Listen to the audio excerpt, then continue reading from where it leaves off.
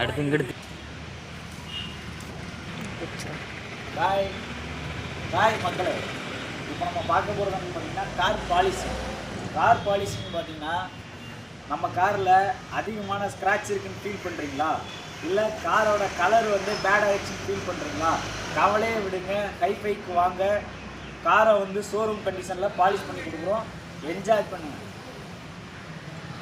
Teflon polishing. Teflon polishing பார்த்திங்கன்னா plastic based coating. இது பார்த்திங்கன்னா 1 இயர் வாரண்டியோட சிறப்பாக உங்களுக்கு வந்து ஷோரூம் கண்டிஷனில் வண்டியை பலன்னு பண்ணி கொடுக்குறோம். 1 வருஷத்துக்கு பாலிஷ் வந்து வாரண்டியோடு பண்ணி கொடுக்குறோம். டல்லே ஆகாது. இந்த டெஃப்லான் கோட்டிங்கை விட நீங்கள் வந்து கிளாஸியாக ஃபினிஷாக இருக்கணும்னு பார்த்தீங்கன்னா செராமிக் கோட்டிங் வந்து புக் பண்ணிக்கோங்க.